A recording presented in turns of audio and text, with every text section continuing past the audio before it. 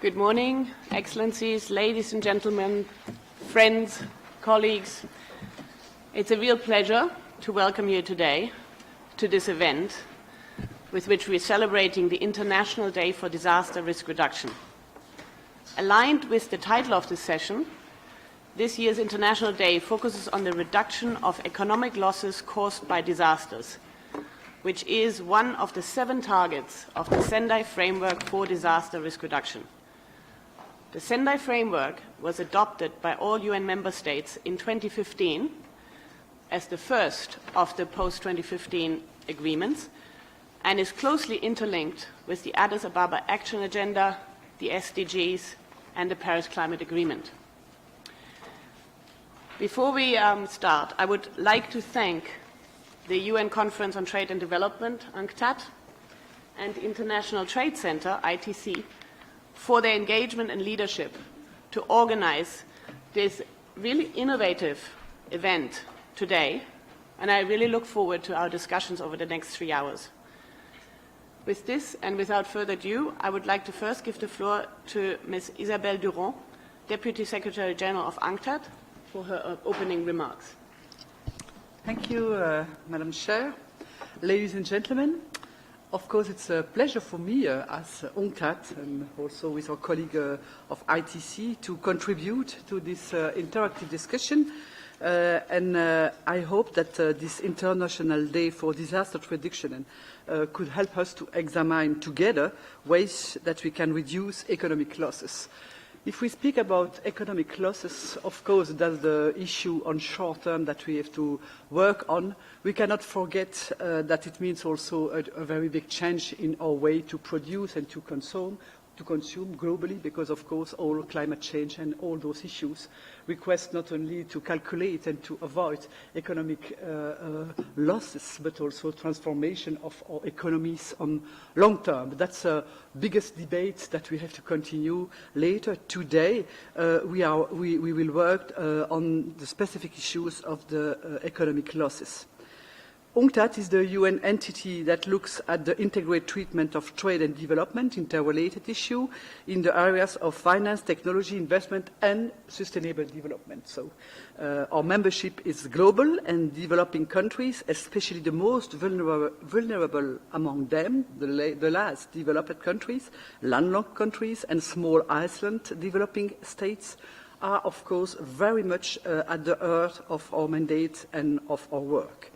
We know as fact that disaster resulting from natural hazards and extreme events associated with climate change can lead to significant economic losses and have major repercussions for global trade, for sustainable development prospects, and for the most vulnerable countries and also most vulnerable people globally. With the adoption of the Sendai Framework and the Paris Agreement, the international community has strengthened its commitment to seriously address those threats. And recent developments, unfortunately, have confirmed the urgent need to step up action. We have been witnessing an increasing number and severity of disasters triggering human and economic losses worldwide. 2017 will be remembered by the devastating impact of the hurricane season, with 2 catastrophic Category 5 hurricanes, Irma and Maria, that caused havoc at the Caribbean, mostly small island developing states. In the Caribbean, thousands became homeless, and critical infrastructure for transport, in particular seaports and coastal airports, water, health, tourism, were completely devastated. And these disasters in small island developing states tend to impact most of the population and the overall economy. For instance, in order to give you some figures, of the 2017 hurricane season are estimated to have exceeded the GDP for Dominica and the British Virgin Islands. Dominica's total damage and losses from Hurricane Maria alone are estimated at 224% of its GDP. The summer of 2018 was also marked by extreme weather, including record temperatures, heat waves, droughts, wildfires, and devastating rains. These catastrophes put renewed focus on the potential impacts that weather and climate-related extreme events may have on overall development and on the economy, including damages to agriculture's assets, production facilities, transport hubs and key infrastructures, disruption in international trade and global supply chains. Impact might be felt in the financial, commercial and transport system with potential knock-on effects in various regions due to interlinkages in our globalized world. While absolute economic loss is concentrated in higher income countries, in relative terms, it is a far greater problem for low-income countries. A recent study indicated that by the start of the 22nd century, global flood damage alone due sea level rise may amount to up to 2.8% of global GDP in the year 2100. The UN Secretary General, Antonio Guterres, raised the alarm again last month in New York during the General Assembly, declaring that we face a direct existential threat. Climate change is moving faster than we are.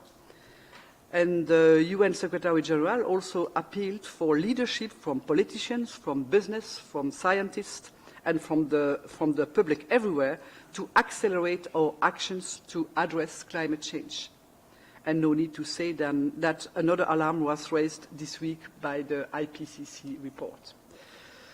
UNCTAD is committed to this challenge, and in fact, UNCTAD has been working ahead of the curve on the implication of climate change for maritime transportation since 2008, with particular emphasis on impacts and adaptation needs of seaports and other coastal transport infrastructure. Relevant work contributes directly to implementation of a number of sustainable development goals and the Paris Agreement. Most recently, UNCTAD's relevant mandate was strengthened at our last conference with governments asked us to continue our work in support of sustainable transport, climate change adaptation, and disaster risk reduction for transport infrastructure, services and operations. With 80% of global trade carried by sea, international shipping and ports provide crucial linkages in global supply chains and are essential for the ability of all countries to access to global markets. Ports are likely to be affected directly and indirectly by climate change, with a broader implication for international trade and for the development of the most vulnerable nations. Even a single extreme weather event alone can lead to significant economic losses, as demonstrated by the Hurricane Sandy, leading to a week-long shutdown of one of the larger US container ports and resulting in economic losses estimated at more or less between 30 and 50 billions. For cities often particularly exposed and vulnerable to the impact of climatic factors, ports and coastal airports are lifelines for external trade, food, energy, and also tourism. Enhanced climate resilience and climate change adaptation for key coastal transport infrastructure is therefore critical for the overall sustainable development prospects. Drawing on earlier work, UNCTAD has recently completed a project focusing on two Caribbean cities, Jamaica and St. Lucia. The particular exposure to climate variability and change of seaports and coastal airports with potential ramification for trade has been highlighted in the context of this project. The climate vulnerability assessment carried out on eight seaports and coastal airports suggests strong climate change and variability impacts on coastal transport infrastructure and operation. This UNCTAD-led project will be explained more and in depth shortly by my colleague Regina Asariotis. So today, I'm pleased to be part of this event to raise awareness on the need to substantially reduce the economic losses caused by disaster. I would like to seize this opportunity to thank our partners, UNSDR and ITC, for their dedicated efforts and work for this event, And I would also like to convey my thanks to all speakers for taking the floor and help us to raise awareness on this very, very important topic. So I wish us a fruitful discussion today. Thank you. Thank you, Madam, and thank you for this very comprehensive and insightful opening, which I think sets us on a very good path forward for these discussions. Now, with this, I would like to give the floor to Ms. Dorothy Tembo, Deputy Executive Director of the ITC, for her opening remarks. Thank you very much, and good morning to you all. I'm perhaps at a loss of what to say since everything has been said by Isabelle, and maybe I should just say I agree fully. I'll try not to be repetitive, but perhaps to just re-emphasize a few points that she has made this morning. 2017, 2018 has more than before, I think, brought the realities of natural disasters and climate change to our doorstep. As she has rightly alluded to, the hurricanes in the Caribbean, the earthquake and tsunami in Indonesia, and the extended European heat waves have wreaked havoc on people's lives and livelihoods, in addition to incurring huge economic costs, as she has already pointed out. Many of these disasters are due to extreme weather events, which science tells us are driven by climate change. The recent report, again, as alluded to earlier, by the Intergovernmental Panel on Climate Change, made a clarion call to the international community that climate change represents an urgent and potentially irreversible threat to human societies and the planet. More recently, the World Economic Forum Global Risks Report clearly identifies extreme weather events as the most likely global risk to occur, having the largest impact on society, second only to the impact of weapons of mass destruction. At economic level, these events are imposing very high economic costs on developing countries. Last week's report of the United Nations Office for Disaster Risk Reduction showed that between 2006 and 2017, the estimated direct economic cost of disaster was 2.9 billion United States dollars. 2.9 billion of this total, just under 80%, was related to climate change.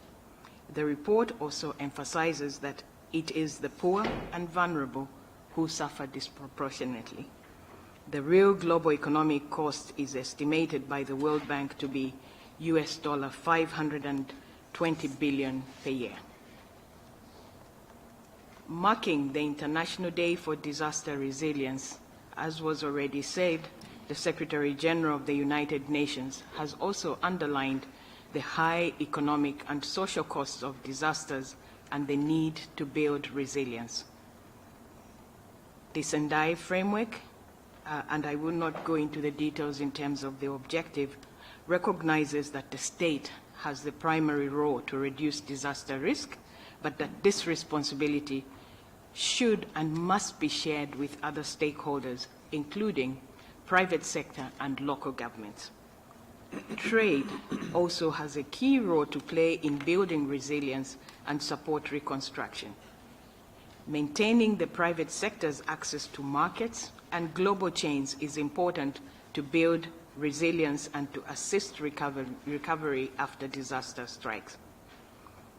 Given the importance of private sector to deliver key services in preparedness, for example, in insurance or in response, for example, to logistics and food, it therefore makes sense to build a business environment that enables small and medium enterprises to innovate and grow.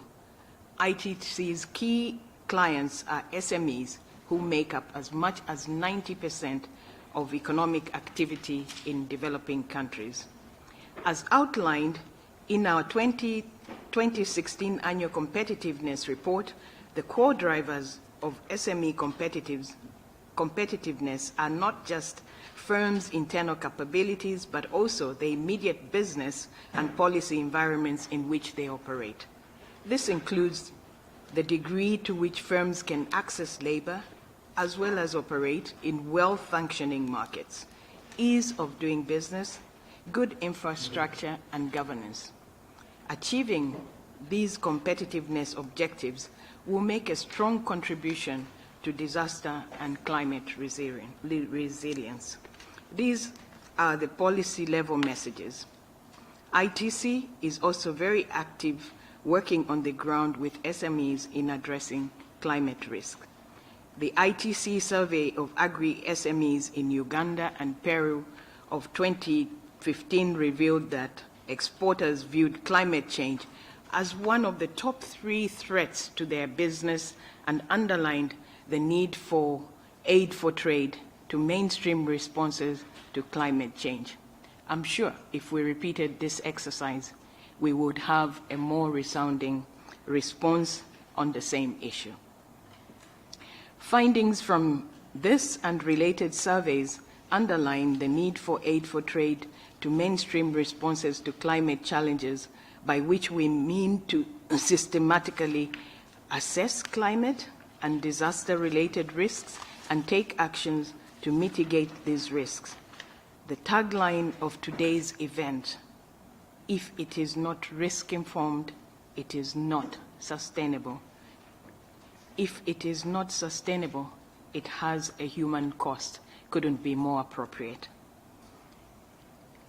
As our contribution to issues relating to climate change or climate resilience, we have funded through GIZ, worked with companies in Morocco and Kenya in the textiles and agri-food sectors to measure risks and prepare adaptation plans for funding.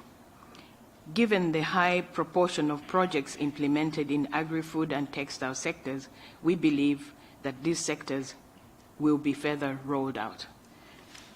That said, we clearly recognize that this is only a start of the many interventions or the many efforts that we have to ensure are undertaken to consolidate efforts to ensure that the mainstreaming is actually done, and indeed that we are, alongside that, enhancing the programming efforts to be extended to other sectors as well.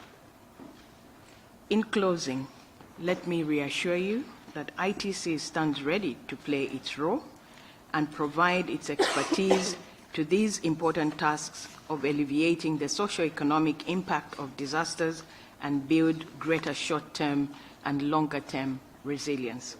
I want to end by thanking Irina and team for making this event possible, but also ensuring that through their continued efforts, we are all starting to raise more awareness around issues relating to climate change and resilience. We will be there to work with other partners going forward, and we wanted to thank you for all that has been put in making this event possible for all of us to be around this table and have this conversation. And thank you so much.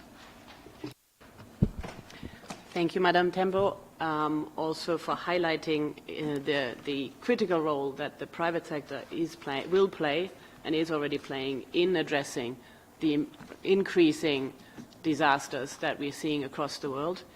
And this will be a focus of our ensuing discussion. Now, I would like to introduce the next speakers. We will hear from Stephen Fevrier. He's the head of mission of the permanent delegation of the Organization of Eastern Caribbean States, who will give us a bit of an overview of the Caribbean situation. We have Regina Asariotis, the chief of the Policy and Legislation Section, Division of Technology and Logistics from UNCTAD. And we have Professor Paolo Garonna, Secretary General of the Italian Banking, Insurance and Finance Federation and Professor of Political Economics at the Guido Carli University in Rome. Now, before I hand to the next speakers, I would like to show you a very quick film, which will, I think, fit very well with the opening remarks and just as a summary of the situation we face at the moment.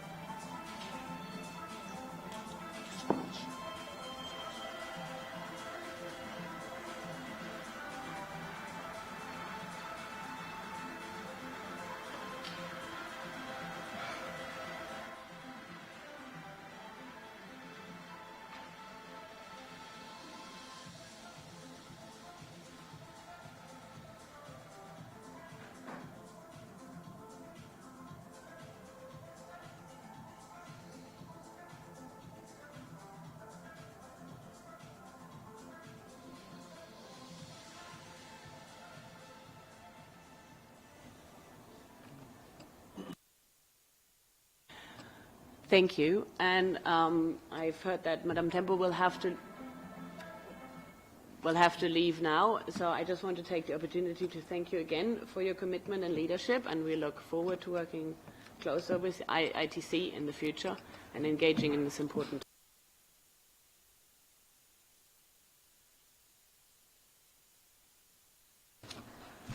Now, I don't want to overburden you with more numbers, but just before I hand over to Stephen, I just wanted to draw your attention to a report that UNISDR, together with CRED, has launched for today's International Day. The report states that the last 20 years have seen a rise of direct economic losses from climate-related disasters of 251%. So in a number that is US dollars 2,908 billion. And to highlight, this is likely highly underestimated, because in this report, only 53% of high-income countries and only 13% of low-income countries actually reported losses. And of all of the reports, only 63% contained economic data. Now, maybe even more important, these numbers do not even take into account indirect losses or losses caused by man-made hazards, which the Sendai framework now covers it as well. So the reason for this is that only the direct impacts have so far been sufficiently well documented and understood. So we're actually facing a huge challenge to even get to the comprehensive understanding of what we're facing. And these amounts, as already highlighted by the opening speakers, obviously have huge impacts on all countries, but especially on SIDS, LDCs, and developing countries. For example, the financial toll of Cyclone Pam in Vanuatu in 2015 is estimated at 590 million, which is more than 50% of Vanuatu's yearly GDP. And maybe more importantly, this toll meant that Vanuatu's graduation from least developed country status, which had been foreseen for 2015, has been pushed back until 2020. And as already mentioned also in the opening remarks, recent events such as the earthquake and the tsunami in Indonesia, but also Hurricane Michael in the US, show that it's not just the SIDS and LDCs that suffer, but it also affects middle and even high-income countries. Now, to quote the UN Secretary General's message for today, he said, "Reducing the economic losses from disasters has the power to transform lives and contribute greatly to the eradication of poverty."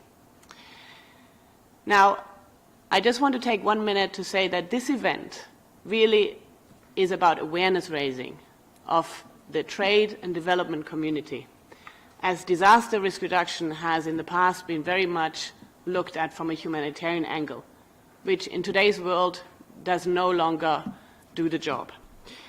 So to help us look into the situation and what your community could do, we have brought together a whole range of experts which will give us the insights into the respective regions or the areas of their work, including challenges and opportunities for the engagement by your communities. I also admit that when I prepared for this session, I did feel a little bit like there's lots of people in Geneva who run marathons or ultramarathons, and I felt like we might have created a bit of a marathon session today with lots of speakers and lots of different ways of looking at the topic. So I would ask you to bear with me. We're trying to make this as interactive as we can. We will start with 3 speakers in the first part, and in the second part we'll go into an interactive dialogue. And already now I would like to take the opportunity to say, if you have questions in between, please feel free to raise your flags and we will try to pick them up as we go. And now I just take the opportunity also to say that at around 1 o'clock we also will look forward to continuing discussions with all of you at a small reception that we will have outside this room. Now, again, without further ado, I would like to pass the word to Stephen Fevrier. Thank you. Thank you very much. Excellencies, delegates, ladies and gentlemen. Allow me at the outset to take this opportunity to share my own reflections on the realities faced by the Caribbean due to natural disasters and the economic cost of those disasters. Given recent events, focus on the Sendai framework on disaster risk reduction, and in particular the reduction of economic loss in relation to global gross domestic product is a particularly timely theme. Extreme weather events and disasters threaten the economic future of the Caribbean. In response to a series of catastrophic hurricanes, Caribbean leaders continue to bring to the world's attention the growing existential threat posed by climate change and its related disasters. Appeals to the international community followed the devastation left behind by Hurricanes Irma and Maria. These events, unprecedented in scale, intensity, and timing, should remove any lingering doubt that weather patterns are changing due in part to climate change. Catastrophic weather events and the resulting economic and humanitarian disasters make the development models relied upon by Caribbean countries unviable in the face of increased climate-related disasters. To illustrate this point, 2017 was the first year since record-keeping begun that the Atlantic Ocean played host to 2 Category 5 storms at the same time. For the Caribbean, the threat of catastrophic weather events is likely to become the new normal.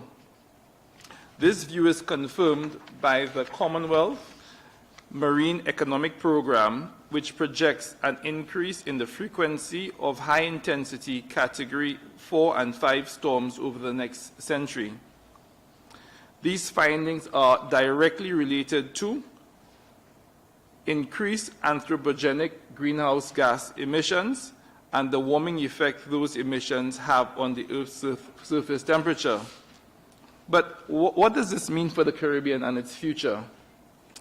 Should this new normal persist, the current model of development that relies on high public sector investment and foreign direct investment will not succeed.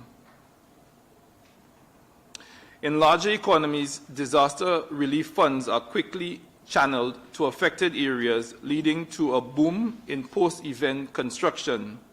For independent Caribbean microstates, such largesse and opportunities are unavailable. In the case of Dominica, after picking up the pieces following Tropical Storm Erika in 2015, local authorities had to again start from scratch after Maria 2 years later, again at the mercy of international donors and financial institutions. This vicious cycle of disaster, followed by public sector borrowing, make development planning near impossible. This is to say nothing of the devastating effects that these storms and disasters have on the private sector. So what are the costs to the Caribbean? All major economic sectors in the Caribbean are heavily impacted by disasters such as floods, landslides, coastal inundation, and storms. The main economic sectors in most Caribbean islands, tourism and agriculture, are particularly vulnerable to natural disasters. Consequently, the livelihoods of entire populations are vulnerable to these risks. Allow me to share some further reflections on these impacts. Tourism and travel is one of the most important economic sectors in the Caribbean and remains highly susceptible to natural disasters and economic loss. In 2016, 46.7 million international visitors came to the Caribbean and spent an estimated US $31.4 billion, which had a net contribution of US $56.4 billion to GDP and supported 2.4 million jobs. Overall, travel and tourism contributes over 15.2% to the overall GDP of the Caribbean and accounts for 13.8% of employment. In 11 of the 20 Caribbean countries analyzed in a recent study, the sector accounts for over 25% of GDP, more than double the world average of 10.4%. Hence, disruptions in the tourism sector can have an immediate and far-reaching impact on economic activity and employment. In the case of the British Virgin Islands, an OECS member state, the sector accounts for a whopping 98.5% of GDP, the highest share anywhere in the world. In numbers, what have been the losses? The hurricane season of 2017 resulted in an estimated loss of 826,000 visitors to the Caribbean compared to pre-hurricane forecasts and estimates. These visitors would have spent and generated economic activity of over 741 million and supported 11,000 jobs. An analysis by the World Travel and Tourism Council suggests that recovery of the sector to pre-event levels could take up to 4 years. And if this is the case, this would mean that the region would have missed out on over an additional $3 billion. Importantly, damage to key resorts, beaches, attractions, and infrastructure could mean a negative economic impact continuing through to 2020. While impacted islands may experience ongoing challenges, on a regional basis, it is expected that the region as a whole will return to pre-event levels of output in the sector only in 2021. This is based on the assumption that there will be no further serious impacts from hurricanes this year, next year, or the following year. In the case of Dominica, GDP is projected to again decline by 14.1% this year and perhaps rebounding in 2019. The total reported losses from the 2017 hurricane season, and that includes Puerto Rico, from Harvey, Irma, and Maria was upwards of US $254 billion. Moreover, the total economic losses due to storms as a percentage of all climate-related disasters reached 88% in 2017, demonstrating the increasing impact of climate change-related disasters on the Caribbean. Forward-looking projections also paint a particularly bleak picture for the Caribbean as it relates to infrastructure and the capital stock. According to the recently released IPCC report, in Jamaica and St. Lucia, sea level rise and extreme sea levels threaten transport systems at 1.5 degrees unless further adaptation is undertaken. Indeed, the report points to risks of impacts across sectors at 1.5 degrees as compared to the present. These risks will further accelerate at 2 degrees. Beyond these immediate economic costs that these impacts will doubtlessly imply, such increases in temperature will likely lead to migration and displacement and substantially increase the risk to transport infrastructure and from marine inundation. And allow me to also recognize the work of Regina and her team, which was also cited in this IPCC report with reference to the impact on transport infrastructure. Globally, and this is a very sobering statistic, all of the top 10 worst affected countries in terms of percentage GDP loss per capita were small Caribbean islands and territories. Whilst the statistics differ slightly, I would like to share with you some of the most up-to-date statistics on these impacts. Hurricane Irma cost St. Martin the equivalent of 797% of GDP. The French part of that same island, 584% of GDP. The British Virgin Islands, 309% of GDP, with Dominica recording losses of over 240% of GDP. The specter of increased climate-related hazards threaten the development prospects of the region, giving the growing dependency on travel and tourism as a principal generator of economic activity, and in light of the growing and accelerating threat posed by such disasters. But there's another dimension, debt sustainability. The long-term economic, ecological challenges and environmental challenges of the Caribbean countries as they relate to natural disasters are compounded by high levels of debt.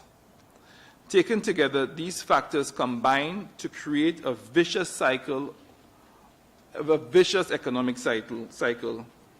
High levels of public sector debt have limited the fiscal space available to Caribbean countries to respond to these disasters. This high debt overhang has in part been built up by absorbing the impacts of previous natural disasters. Public sector borrowing, usually on non-concessional terms, has been used as an external shock absorber to cushion the economic impacts of natural disasters on the broader economy. Consequently, higher levels of public debt constrain the capacity of these small island states to address climate-related vulnerability and build the necessary resilience in preparation for future events. Finally, in this regard, many Caribbean countries register elevated income levels in terms of GNI per capita, principally due to foreign exchange earnings. Based on this measure, most Caribbean countries fall within the upper middle income category, with GNI per capita exceeding 4,000 US, the sole exception being Haiti. This categorization makes many of the most vulnerable countries in the world ineligible for funding on concessional terms. This artificial distinction further constrains the access of Caribbean countries to the funding required to build the economic and social resilience necessary to mitigate the impacts of future events. How do we address these challenges, and how do we build economic resilience to those losses? To address the catastrophic damage already caused and mitigate losses from future disasters, small states should pursue joint efforts through relevant multilateral fora, such as the United Nations Framework Convention on Climate Change, the United Nations, the WTO, and the World Bank and International Monetary Fund. These efforts should be directed at securing an international settlement that will meaningfully address the systemic risks that climate change and the resultant disasters pose to small states. Concretely, small states and the international community should collectively seek the following. 1, ensure that the targets set under the Paris Climate Change Accord are met, including nationally determined contributions assumed by members. 2, the Caribbean Catastrophic Risk Insurance Facility, CRIF, should be upscaled and strengthened. 3, concessionary finance should be made available through the international financial institutions to help strengthen resilience and assist small states adapt to weather-related threats and disasters. 4, multilateral agencies must support progress towards the implementation of the Sendai Framework and its respective 7 targets. 5, small states at the WTO should leverage their numbers to secure concessions which would support resilience building. And finally, debt-related vulnerability must be addressed to provide the necessary policy space required for sustainable development policy. In closing, a paradigm shift in global governance is now needed if small island and coastal states are to survive the new normal of more frequent and far more intense natural disasters. I thank you. Thank you, Stephen, and thank you especially for not only raising the increasing damages that we face, but also the recurrence of disaster events, which really cause major problems for especially smaller and developing countries. Thank you also for raising the financing topic that will be picked up later also from a private and financial sector side.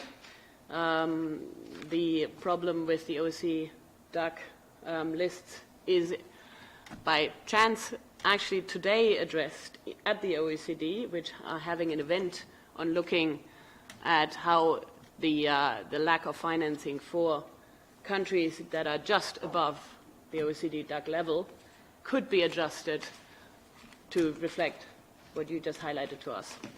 So again, there's lots of things happening, and I think this is what we are trying to look at this event today. Now, you also mentioned the risks to transport systems, which then also can have much further reaching effects, which leads us very nicely to Regina's presentation.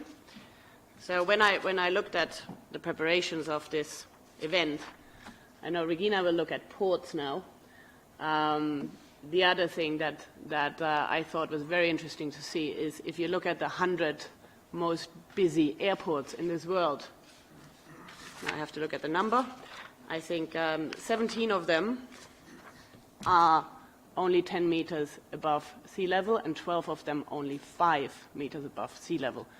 So these are risks that we can foresee in the very near future to become very urgent. It's a similar situation with regards to ports, so I'd like to hand over to Regina now. Thank you. Thank you very much, Irina. And for my part, and also, of course, adding to our Deputy Secretary General's welcome, I'd like to welcome you very much to this event. Thank you very much for your time. We appreciate that there are many things that are competing with interest, and thank you very much for your interest. We believe this is a very important topic. A lot of things are important generally, but this is one which with staying power, and so we very much thank you for your interest. Let me start my presentation. Well, here we go. Where is this? Now I need... This is the title of my presentation. We don't have very many PowerPoints. There's been this worry about death by PowerPoint. And now we probably don't have very many. I hope you're happy with this. What I'm going to talk to you about is transport. We have already heard something about this. And I think it's important for all of us to take a step back to begin with and just remember, transport isn't just a sector. Transport is the glue that keeps everything together. It's the network, which means anything and anybody can get from A to B. Everybody in this room who isn't born in Geneva had to get here. Even those of us who live here had to get here. And it's a matter, of course, we take it as a given for people movement, including for tourism, but even for daily work. We need transportation and the infrastructure that goes along with it. Now, for global trade, this is very important, but the systems that we have come to be accustomed to, they critically depend on transportation. So transport isn't just a sector, it is also a critical facilitator. And to make the point, again, there could be a little bit of repetition, but you have the figures here and you can find this. This is a presentation with hyperlinks, which you will have available for you on our meetings website in due course.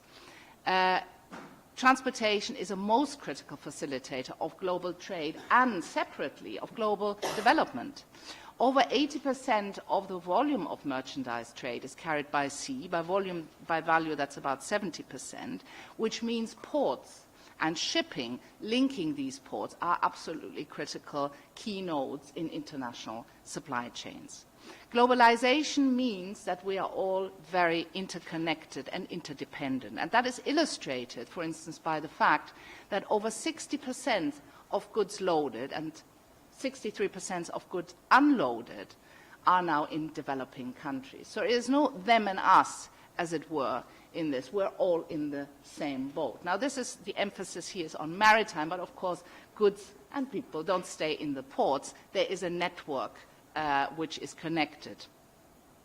So this is true throughout the supply chains. Environmental challenges come in two forms. There is what we all readily acknowledge, effects of an activity on the environment, and this is something of great concern increasingly over time. and there has been a lot of effort to address this. So this is pollution and specifically with respect to climate change, CO2 emissions control. But there are also environmental impacts on transportation and on other sectors. So these are natural hazards and increasingly those exacerbated by increasing climate variability and change. And it's very important to address these also in the light of the Paris Agreement and the 2030 Sustainable Development Agenda. Very briefly, most of you in this room will know, but it's not a bad idea to recall.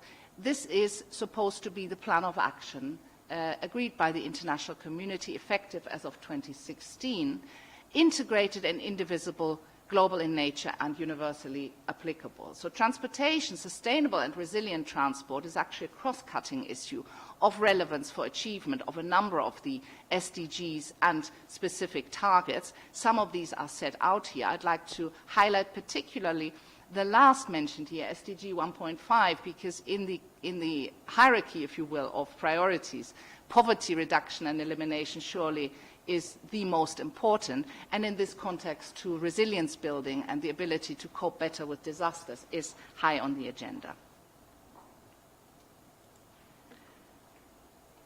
Climate variability and change. We've already heard a little bit this morning, and of course this topic is increasingly in the news. Ban Ki-moon called this many years ago, around about 10 years ago, a global challenge and a defining issue of our era. And the present Secretary General has reiterated this and adding, I have a quote here, "Nothing less than our future and the fate of humankind depends on how we rise to the climate challenge." This might, these are very strong words, but if you actually look at them one by one, it's probably a reasonable assessment. It's very important for us how we respond in general. There's increasingly compelling scientific evidence that includes particularly the fifth assessment report of the IPCC some years ago, and very recently now in October, the 1.5 degrees report.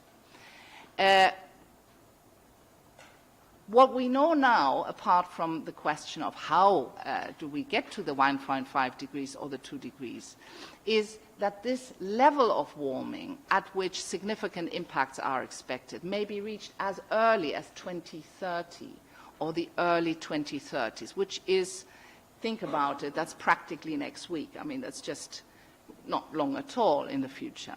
And that is, of course, a considerable cause for concern. What we do know is, whatever the specific levels, we know that the intensity of climate-related extreme events and associated disasters is expected to increase. As a result, disaster risk reduction and early warning in this respect will be critical.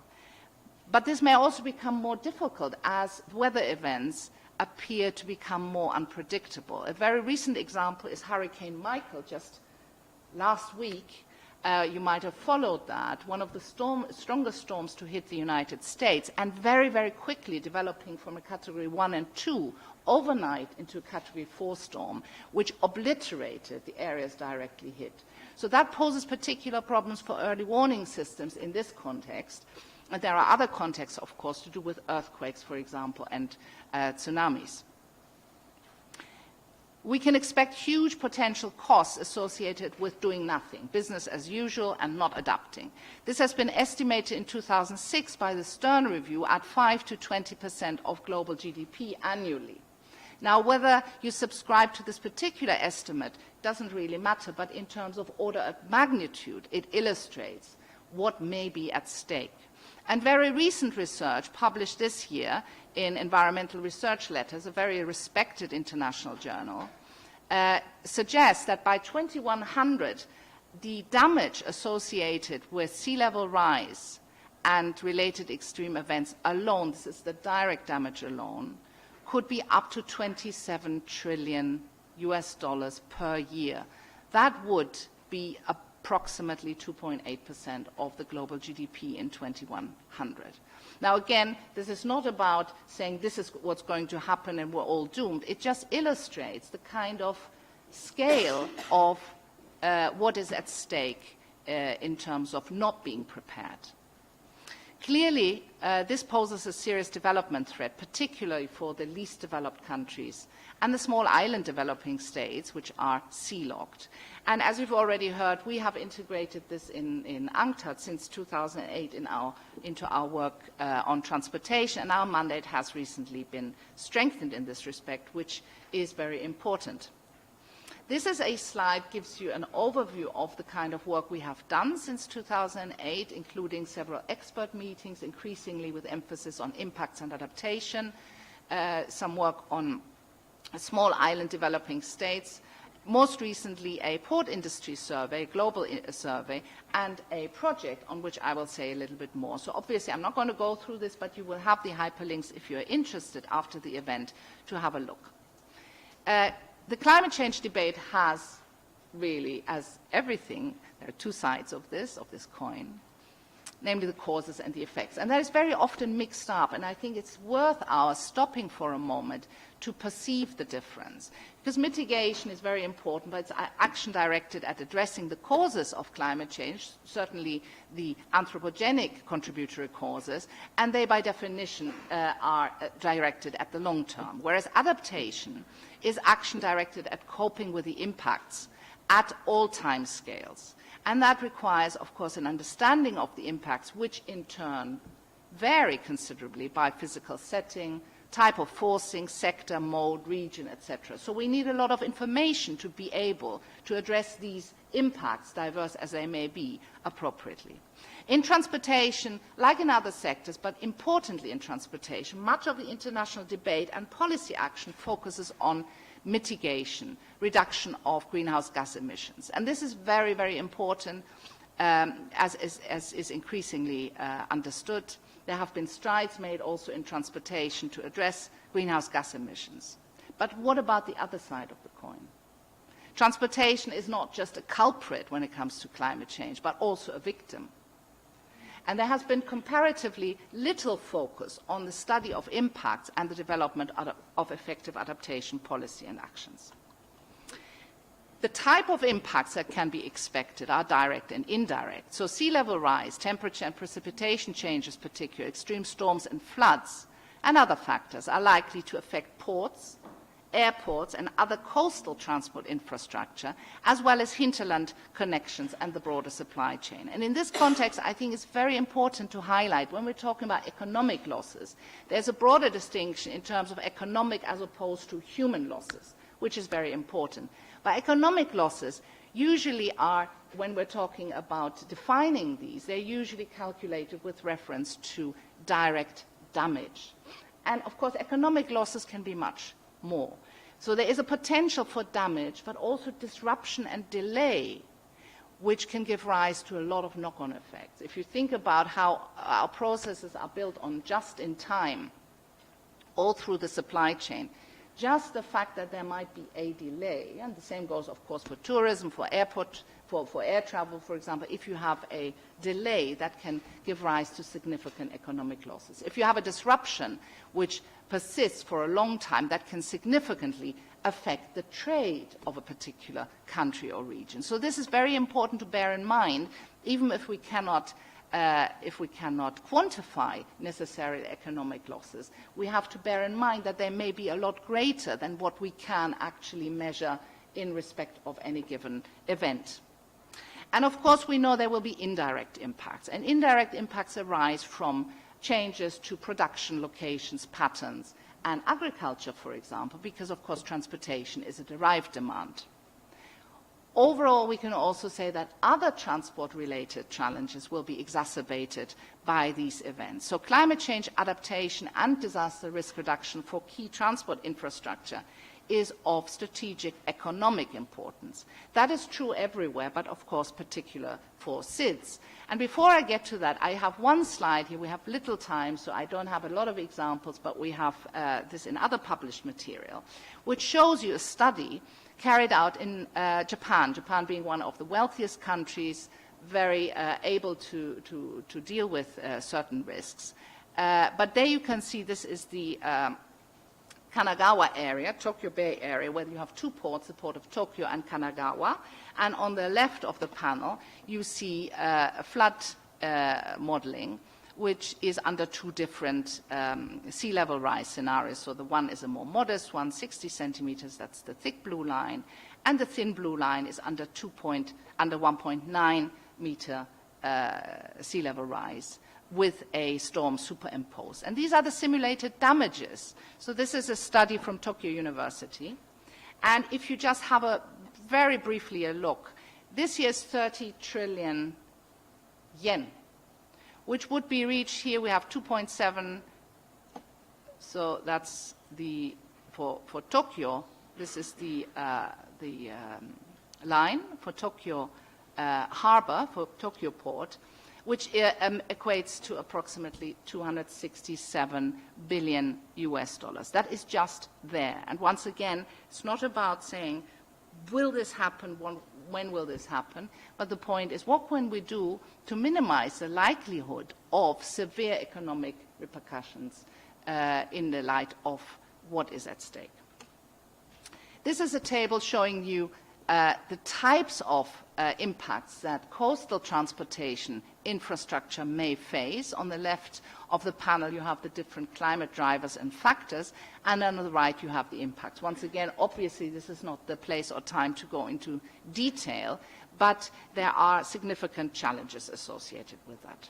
Important to note that there have been recent regulatory developments in the European Union which may be followed elsewhere and may also affect funding of infrastructure by the European Union in due course. The changes affect the Environmental Impact Assessment Directive in the European Union, applicable for all 28 member states, and require, this directive requires environmental impact assessment for all large projects, which includes transport infrastructure projects. As part of the changes which entered into force last May, the EIAs now also have to take into account the impacts of climate change. And that means both the carbon footprint of the project, so the impacts on the environment, and climate change impacts on the project. Now, we don't know exactly what that means, but what it most probably will mean that, for instance, in respect of return periods for extreme events, which serve as engineering design parameters, for instance, for coastal defenses, you build something to withstand a 1 in a 100-year event. These return periods, they will have to probably be adjusted in the light of projections. So we will see what happens with that, but I think it's an important development to draw attention to. The special case of the small island developing states. These countries are largely dependent on imports due to their geography. And of course, they are not necessarily well connected because of their distance from global transportation networks. They face high transport costs and limited connectivity. Coastal transport infrastructure, that means seaports and airports, which are often located in coastal areas due to limited low-lying land.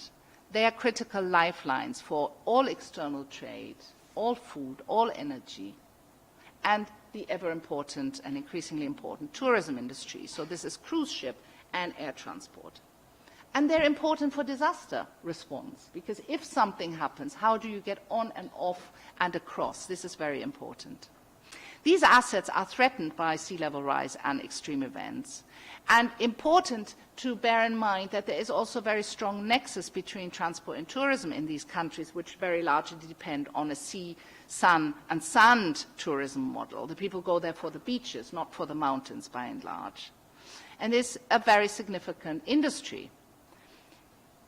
At the same time, the main assets of the tourism industry, the beaches, and the assets, tourist assets, fronted by these beaches, are threatened by climate-driven beach erosion.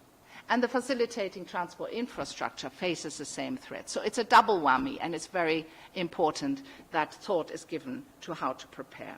This is where our project comes in, about which I'm going to say in a moment a little bit more. SIDS are vulnerable to storms. We know this, but this graph or this figure, I think, illustrates the point. It's based on real storm data from NOAA over a 50-year period, and shows you the green dots are ports within 50 kilometers of tropical storm tracks. And you can see all the SIDS groupings, so the Caribbean, the Indian Ocean, and the Pacific, they're bang in the middle of these storm tracks. And airports that are not shown here, but airports in very many cases are, of course, also located in coastal areas due to low elevated land. The storm impacts of the recent hurricane season, I'm not going to say anything more about this because we have already got this. But what did we do from our perspective to help in this respect? Based on the proposition that preparedness is key, we focused on airports and seaports in 2 Caribbean SIDS, Jamaica and St. Lucia, to enhance adaptive capacity at the national level and to develop a transferable methodology which can be used by other SIDS in the Caribbean and beyond. We had a number of meetings and workshops, most recently in December 2017, after the hurricane season. We had a regional workshop in Barbados, which attracted representatives from the majority of Caribbean seaports and airports authorities. 21 countries and territories were there. And we hope there's going to be a follow-up with the results that we have presented. All our information is available electronically. Here's the website, SIDSport Climate Adapt. And what we did as part of this, as I say, there's a methodology and there's a lot of information. We have some publications in hard copy at the back of the room. But importantly, we carried out a vulnerability assessment focusing on ports and airports in St. Lucia and in Jamaica, focusing on potential operational disruption and the risk of marine inundation risk. This work, this particular aspect of the work, has been scientifically peer-reviewed and validated, and we're very happy has been cited in the recent IPCC 1.5 degrees report. This is pleasing for us in terms of the work being referenced, but much more important, it is there as a topic being highlighted in the report. So the study area, this here is St. Lucia. It's a typical volcanic island. This is the international airport on the southern tip, Huanora, and the capital and most of the tourist resorts and another airport are in the north of the country. To get from the airport to the north of the country, you have to go through this road, which is quite landslide prone. On the other side of the island, there is an alternative, but that is more at risk. Jamaica is a much larger island and a hub for freight transport in the region as well. Here we looked at Donald Sangster Airport in the north, serving Montego Bay, where the majority of tourists go, and historic cruise port Falmouth, where the largest cruise ship in the world docks, among other things. And in the south, in Kingston, Norman Manley International Airport, and the container port. What we found was a high risk of marine flooding for key international transportation assets, and you will note the phrase, they are key international transportation assets, these ports and airports, under extreme events and different climate change scenarios. So here's a publication reference where you can look at this in more detail if you're interested. And what did we find? These are flood maps, and I should like to emphasize we're very fortunate to collaborate with individuals, academics, scientists, and institutions in carrying out our work, and notably with the Joint Research Centre of the European Commission, who was doing flood modelling, and they very generously made the outputs of this flood modelling available to us. They looked at these particular assets, so this is state-of-the-art work which we could not have funded under our project alone, and we're very happy about this collaboration. Now, what you see there, it's not just photographs, these are dynamic modeling outputs, testing different scenarios. And on the top here, A and B, this is Sangster, so Montego Bay. That is the airport runway, the flood risk it faces, at a 1.5 degree scenario, which is reached in 2030. So in very few years from now, these are the projections for marine inundation risk, which is very worrying. On the right, you can see the same for Kingston Container Terminal. The bottom panels are a 50-year extreme event in 2050 under a medium emission scenario, and this here is under the business as usual scenario in 2100, a 1 in 100-year event. So this is getting worse. In St. Lucia, all international transportation assets we looked at, and these are all international airports and seaports of the country, appear vulnerable to marine flooding under all scenarios. And this here in the top, this is the beach, this is the runway of one airport, again in 2030 under a 1.5 degree scenario. And this is the port and the capital, so all of this is exposed to the risk of flooding. This is again for the 3 different time periods and scenarios, and this is the only international airport of the country, Huanora at the southern tip. This is the runway, and this is from the seaward side, the flooding. So there's much more to say, but of course I've run out of time. I've overstayed my welcome already. I'd be very happy to answer any questions later, and I very much hope that we'll continue this dialogue. Thank you very much. Thank you, Regina, for highlighting the research that's been done by UNCTAD.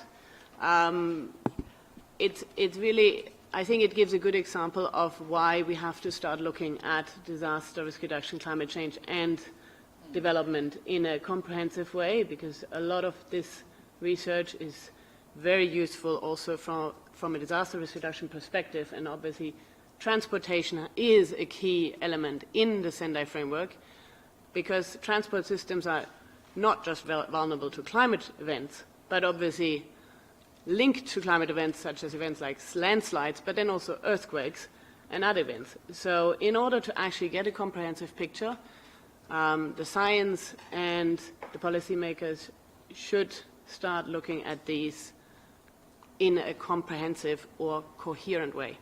Now, you also mentioned the EIA directive from the EU, which gives me an excellent way of linking to the next presentation from Professor Paolo Garonna. He will give a presentation about latest trends and developments to address the financial implications of disaster and climate risk in Europe. And let me just say that the Sendai framework has one very unique specificity that is not in any of the other 2030 agreements. Namely, it not only states that the private sector should get actively engaged in disaster risk reduction, but also the financial sector and financial regulators, which really gives us a huge task on the one hand side, but also a very good entry point. So with this, I would like to pass over to Paolo. Thank you very much, Chair. It's a real pleasure to be here with you to contribute to this discussion, which I think is really very topical and very timely for a variety of reasons. First of all, for what you just said, in terms of the new approach we need, in terms of integrating different walks of life, different people, different sets of expertise, people coming from trade, from development, from finance, from industry, from governments, private sectors. We have all to work together, and we have to understand that acting alone doesn't lead anywhere. And unless we really come to terms with the complexity of this challenge, we won't get much. There are other 2 reasons. Well, first of all, there is now clear evidence, and the report you mentioned, Irina, is another piece of evidence, that the current approach to reducing losses is unsustainable. I mean, we have to be very frank on this. We have to be frank. If we expect fiscal resilience, the capacity of governments to grow in line with expected losses, expected requirements, is not going to happen. This is not a matter for this world, for another world, but not in this world. And we need a change in the policy approach. And we need it now. This is the second element. I mean, last week in Bali, the IMF gave an outlook. We are enjoying global recovery and we will continue to enjoy it for some time, but so we have a window of opportunity, but it's a small window. It's a very small window. Storms are gathering and approaching. So I think winter will come. It's a beautiful day in Geneva, but winter will come. And if we don't fix the roof now, it will be very serious problems in terms of coping with the challenges. Chair, I don't want to sound negative. One can, give positive message even when we talks about disasters. And I want to give a positive message because we not only, I believe a change in policy, in the policy approach is necessary and it's urgent, but it's also possible. And to some extent, it's happening. It's taking place, and I want to rely on recent European experience to show that when we have the right approach, we can get encouraging results. Let me set the scene in terms of the paradox we are living. We live in a world of paradox. There is this resiliency paradox of having at the same time excess savings and severe shortfalls in investment, in resilience investment. I mean, if you look around, we have abundant liquidity. Just to give you a figure, if we look at investment available for fixed term investment, it's over $100 trillion, and it's there. I mean, we have long-term savings, pension funds, we call it patient capital, looking for long-term investment, and also searching for yield. We live in a low interest rate environment, so people are interested in take on more risk and more yields. We live in a world of accommodating monetary policy. It's changing, the tide are rising, are changing, but still, for the time being, we will have an accommodating monetary policy and expansionary fiscal policy. And then, the other side of the picture, we have huge gaps in infrastructure. Huge gaps in all countries. I mean, we were talking of developing countries, emerging economies, but in developed countries. I could talk of my own country, I could talk of your own country, Chair. We should look very carefully at the state of our infrastructure. And I don't mean here simply, was mentioned, transport, trade facilitation, energy, environment, but I also think we should be concerned about social infrastructure, the state of our schools, our hospitals, and to make them more resilient. I mean, I don't want to give numbers. I mean, in my country we say that people who give numbers are either economists or crazy, or both, most probably both. But I mean, you have all kinds of reports. I mean, I'm sure the organization, World Trade organizations, they will have numbers. Let me quote the McKinsey report. I mean, the estimates of the amount of money, additional money we need to invest in infrastructure is of the order of $3.7 trillion a year. And other estimates are that we want to be serious about, not only talking about sustainable development goals, then we need to come up with additional resources of the order of 5 to 7 trillion a year. So we have a huge gaps. We have huge sources of money there, huge gaps here. And let me put something also in between in terms of figures. This was given again last week by Madame Lagarde of the IMF,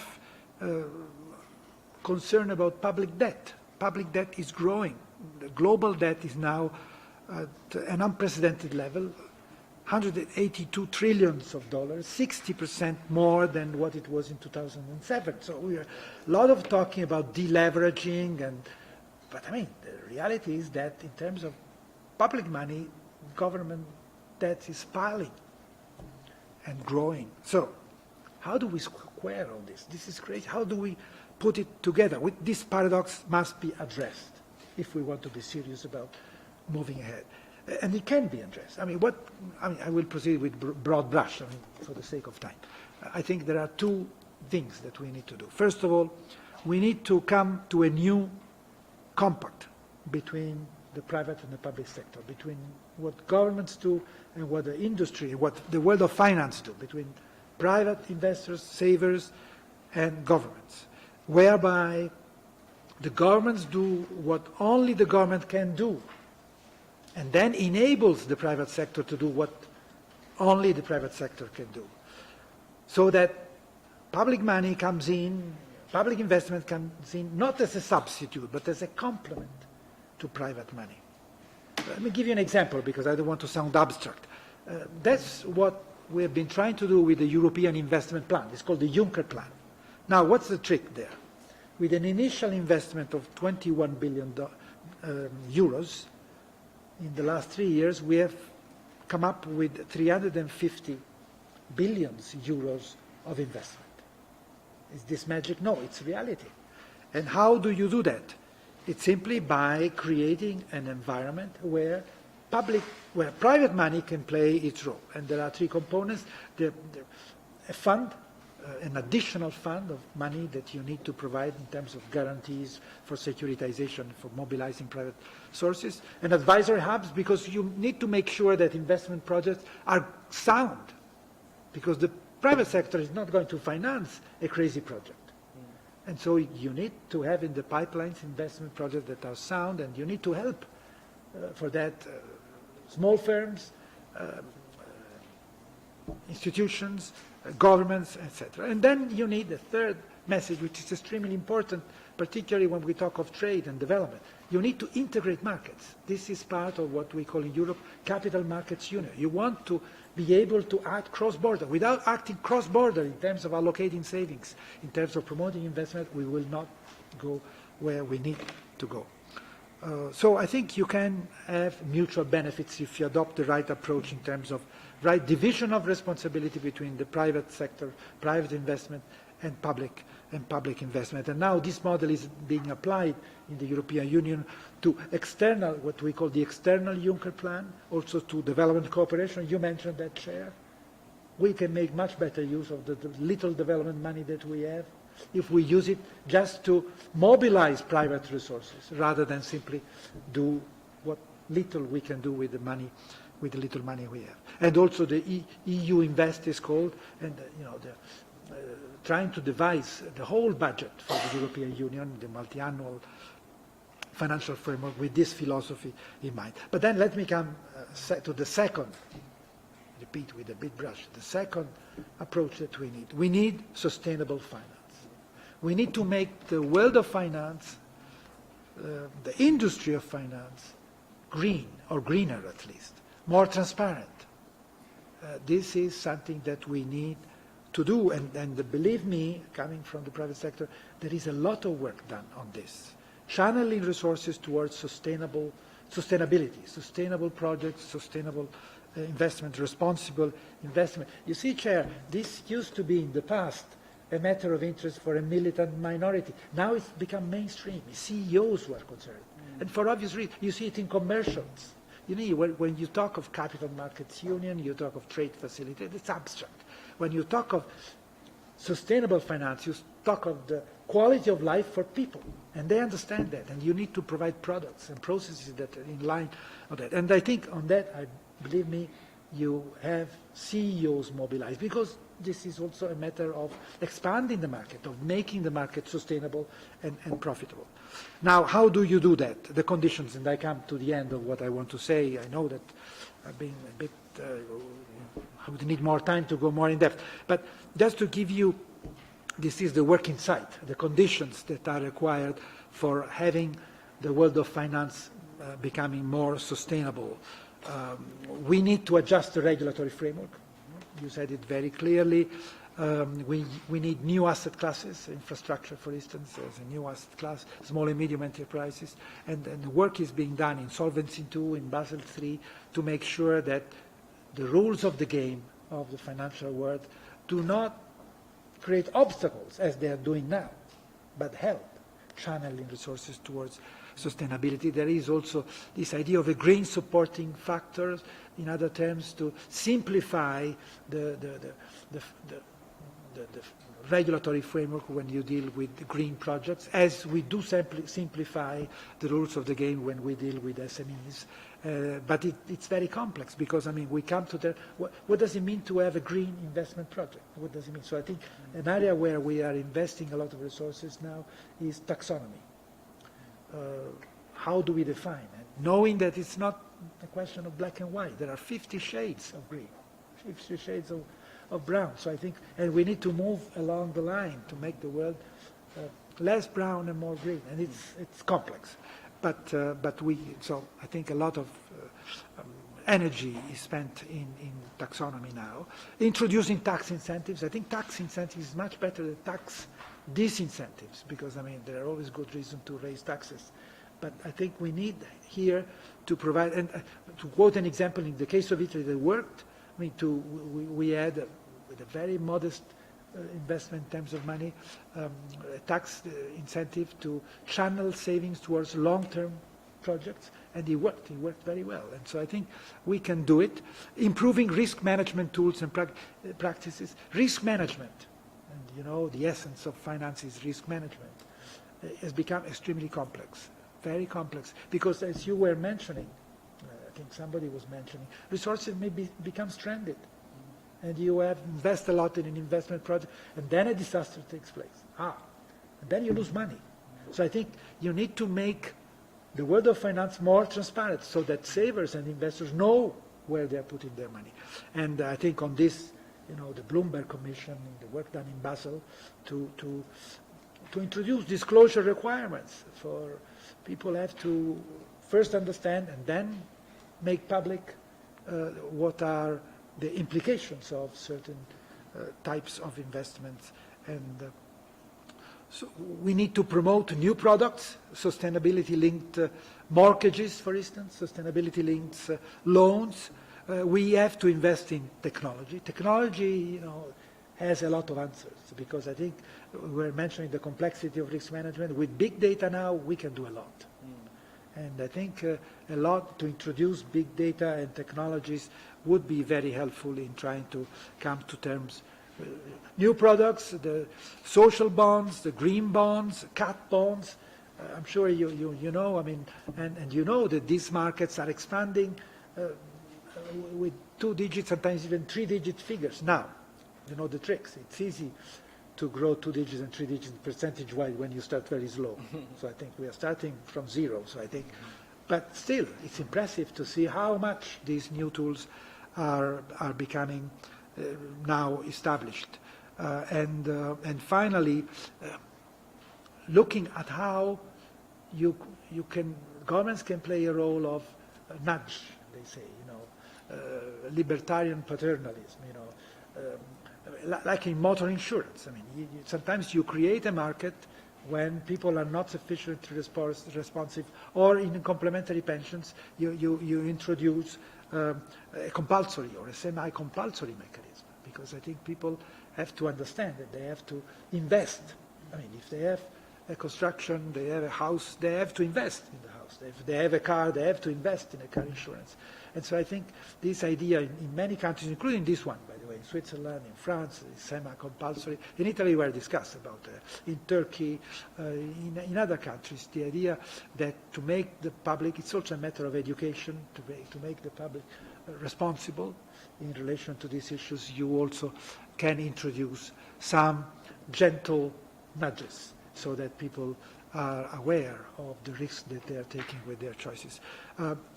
Chair, to conclude, there is a lot of work ahead. I hope I've given you a sense of how much is in the pipeline.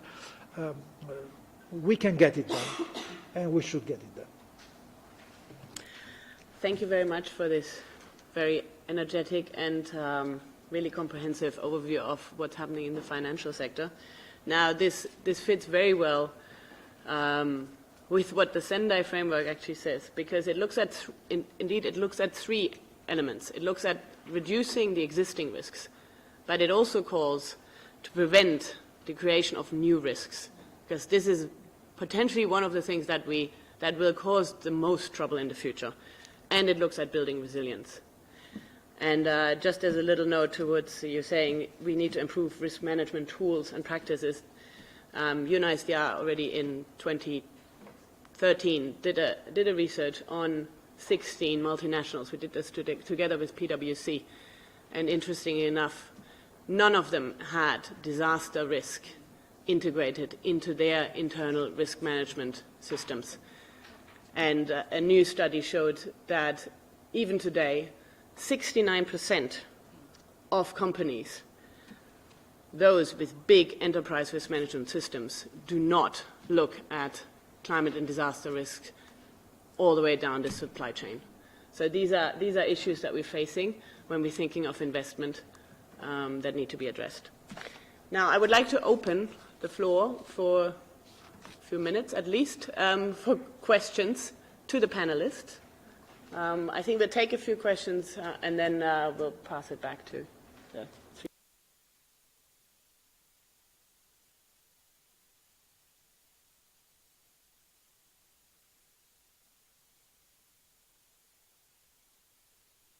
Questions or comments are welcome.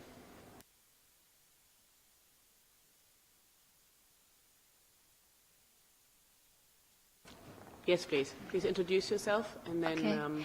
First of all, thanks so much to the speakers for their excellent interventions.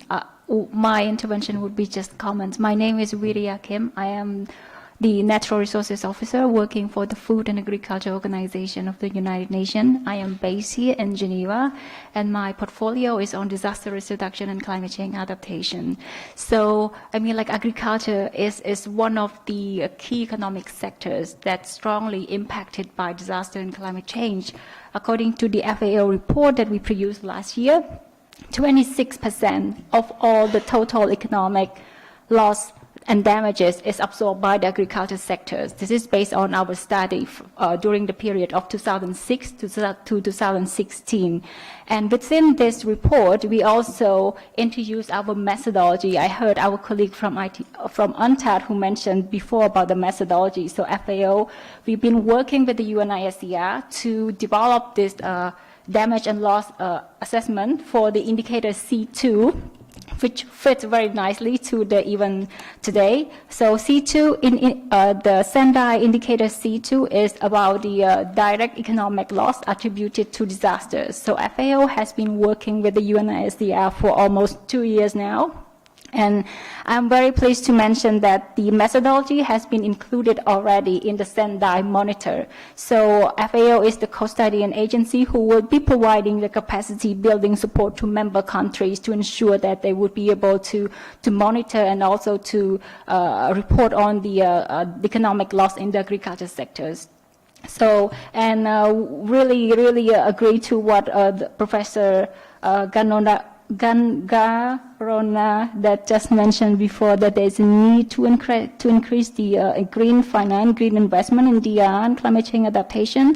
So from the agriculture sectors, this report also showed that the only 4.5 of post-disaster humanitarian aid that reach the agriculture sector. So needless to say, we need to do more in order we need to scale up our action in order to build resilience for our nation and the world. Thank you.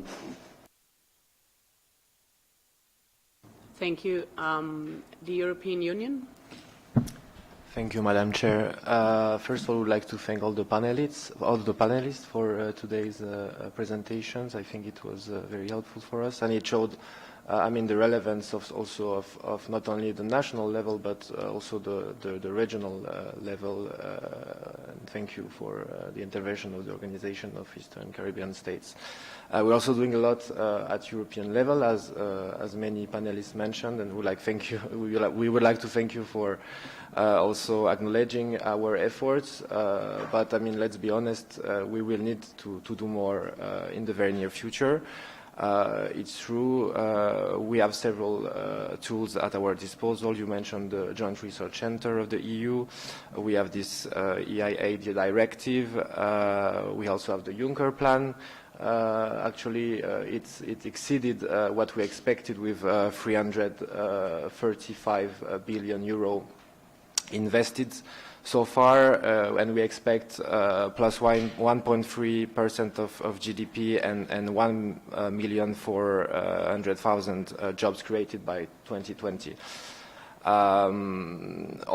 We understand now, with all the disasters that we are seeing in the world. From last year, our overseas territories of the EU also experienced that due to Hurricane Ophelia. Also in Europe, for almost the first time, we were hit by hurricanes. Also a few days ago, Leslie hit Portugal and Spain. And the UNISDR report just published showed that from 1998 to last year there were about 3 trillion euro of economic losses due to disasters. So I think this is a wake-up call for all of us, unfortunately. And as someone said, I think there is a need for scientists and policymakers to work together more closely. There was an event last Friday on climate science and humanitarian dialogue. I think that was a first step towards that. But I mean, COP24 is coming soon in November in Poland. And we hope that all of us will be able to do more. I would like to mention just one last element of this need for more comprehensive tools related to disaster risk management. The European Commission is working on a new responsibility and solidarity mechanism related to civil protection. It's called RESC-EU initiative. And it is expected to put in place a dual system of response capacity, a dedicated reserve of response capacities with command control at EU level, to be known as RESC-EU, and a more effective and dynamic contribution from our member states through what we know already, the European Civil Protection Pool. Actually, I also have a question for maybe Professor Garonna. You mentioned, let's say, the positive impacts of public-private partnerships, especially through the Juncker plan. I mean, next year we'll have a new European Commission, and what would you recommend after the Juncker plan to the new Commission? Thank you very much.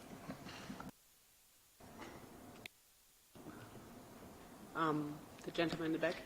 Thank you, Madam Chair. I am Cyril Honoré from the World Meteorological Organization, and my portfolio is on DRR and multi-hazard early warning systems. I really appreciated all the presentations so far, so thank you very much. It's very interesting for us to see how wide the awareness is rising on these concerns. And I will just make a short comment here. The economic losses from disasters, natural hazard or human-induced probably, are the topic of a number of studies. Depending on the criteria for defining disasters, in literature you can find different figures.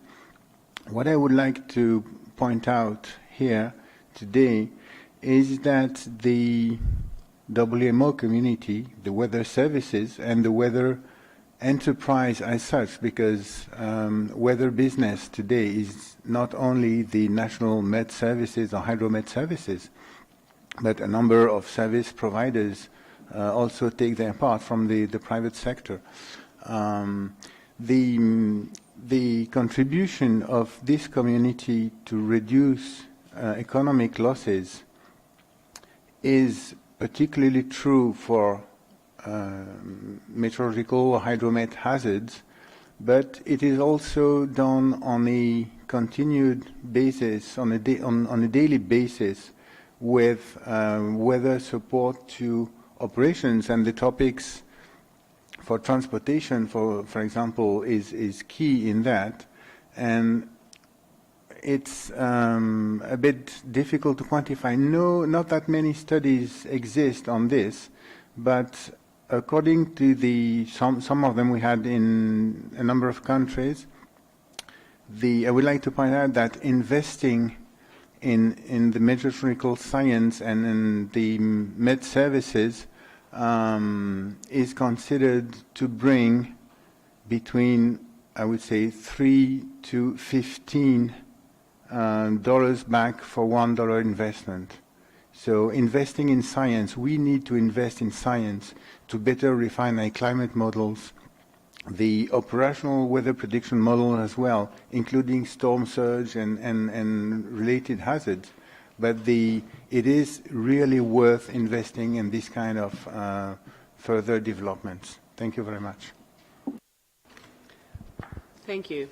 Is there any other comments before we pass back to the panelists? No? So then...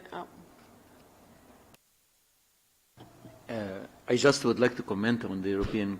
I just would like to say something here about drought, because some people say maybe drought is not affecting Europe, but I would like to tell you that 2008 Europe report about the loss of energy due to drought was causing Europe $100 billion because of the hydro electric stations was not working due to the drought impacts.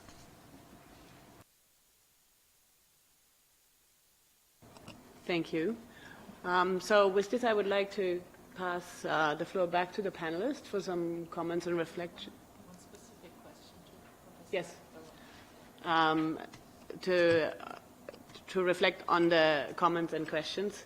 There was one specific question to Professor Garonna, but I think all of the panelists will certainly have some reflections on this. So, Professor Garonna, would you want to start? Thank you. Thank you very much. Thank you. No, I think it's an excellent question because it enables me to really reflect on the future that's ahead of us. I think the main challenge is, in my view, advocacy and the ability to convey what we are discussing from the technical level, the elite, if you want, because we are in some sense an elite, to the public opinion. And I think on that we are not doing well.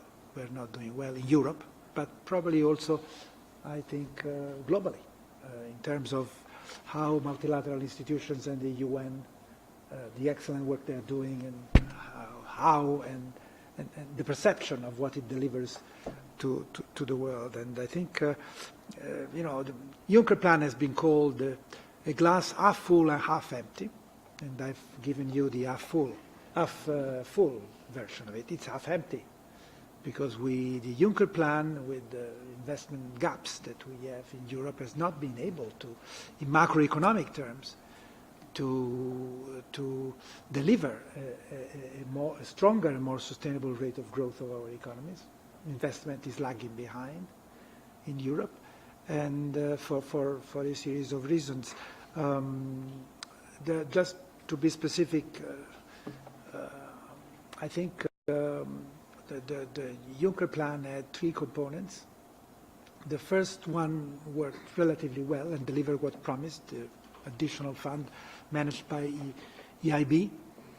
The question of additionality is still controversial, but I think, you know, in terms of the volume investment that managed to mobilize, it's a success. But the other two, not less important wings of the project, on that we are lagging behind. I mean, the advisory hub, the quality of the investment projects are still very poor. I mean, if you look, speak of my own country, but I could speak of any country in the world probably, the ability to design projects that can be funded by the market is very limited. And on that, this is really a public good. We cannot, the market is highly imperfect. The market is not able to deliver that. So it's either the public good, the public sector that provides that advisory function, or it won't be done. And then we will be stuck with a lot of projects and funding which is not able to be channeled. Or we may have, you know, if we don't have sound financing, we waste resources. We have huge investment infrastructure. In some parts of the world we have had that. Waste of resources wasted in useless infrastructure. So I think on that we still have to do a lot of homework. And finally, and you know, this is the most important thing, integrating markets. I know this goes to the heart of the mission of many of the people around this world. In Europe, we have not been able to integrate capital markets. On the contrary, markets are more segmented now than they were before the crisis, for a variety of reasons. So capital markets union, and then we were hit by Brexit, because we built a project on capital markets union around the center, the natural, logical center of capital markets union, which is London, and then London goes away. So I think, you know, this is a major problem, and we have to face, and we are still have not recovered from the blow. And we still, yes, I'm not saying that taxonomies, benchmarks, and disclosures are not, they're very important, but we miss the point. The point is to enable capital, starting with equity, because the best way to share risk is through equity. And it's not going anywhere. I mean, in the banking sector, we are not seeing the kind of mergers, cross-country acquisitions that we have in America, and we have so an undersized in terms of banks. Our banks are small compared to the big banks in the world. So I think on that, there's a huge legacy that we have to come to terms with. Completing the banking union. I know it's very controversial because completing the banking union means, for instance, having an investment component in economic policy, in macroeconomic management of the European Union, which we don't have. At the moment, we could and should invest because we live in the European Union as a whole is in a surplus. So we could and should invest, and digital space, resilience in terms of infrastructures, environmental. So we have huge backlog of investment that we could do, but we are not doing it because, I mean, this can only be done at the local or national level, cannot be done at the European level, even for cross-country projects. So completing the capital markets, putting forward the capital market union, we have a plethora of institutions in terms of regulatory agencies, plethora, because no country wants to give up prerogatives, and we should try to build. And the final point, this applies also to Basel. We spent the last 10 years in Basel to develop a prudential architecture and framework, 10 years, and we are at the end of the cycle. Now we have to implement it. Who is going to implement it? We don't even have a treaty there, so it's voluntary. Will the Americans implement it? Who knows?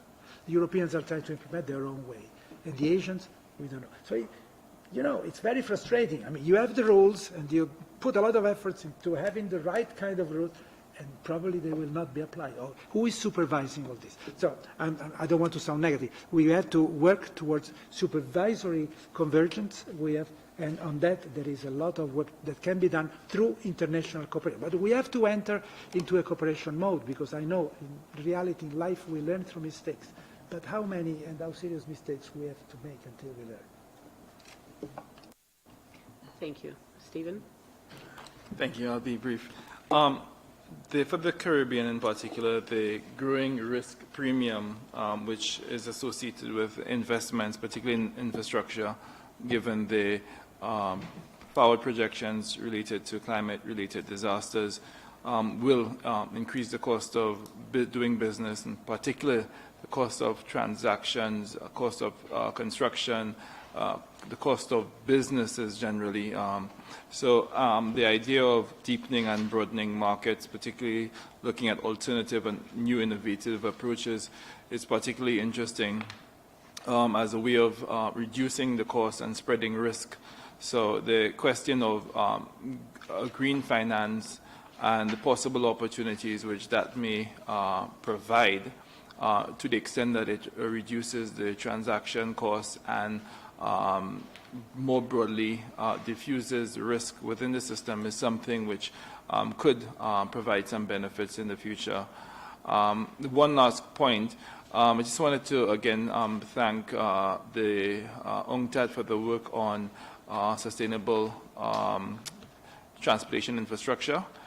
The work done in St. Lucia has been particularly well received, and we need to see how we could broaden the study to include some of the other members of the Organization of Eastern Caribbean States, given the risks which these countries face to infrastructure in light of the amplified risk of climate-related threats. So again, thank you for the opportunity to be here and sharing some of my reflections in this very interesting discussion. Thank you. Thank you. For final brief statements, you're running a bit Brief. behind. Our moderator is watching the time, as she should. Very, very briefly. I think they were very interesting presentations. We have more thoughts to come.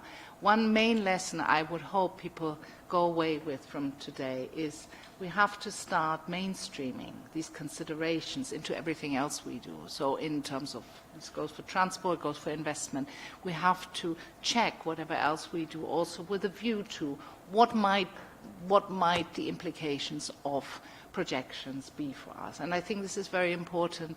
In many cases, we understand from scientists and engineers we work with that is often small design changes that may make a big difference. So it's not necessarily huge capital investments.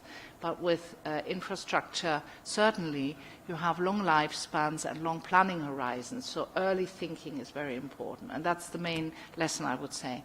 And just one point in terms of, as it were, housekeeping. We have a meetings website where you have the concept note and the documents. I don't know if that has been fully sent around, but if you're interested, get in touch with Wendy, our assistant over here, and she'll give you the reference. And everybody who wishes to give us something which we should put on the website, please feel free to do that, and we can make that available as a contribution amongst the documents there. So, for example, FAO or European Union or anybody else. Thank you very much. Thank you. And I would now like to again thank all the panelists for their excellent interventions and contributions, and would like to now have our second panel to step up to the table. While they're doing this, I would like to introduce you all. Yeah, I think it's better. So we have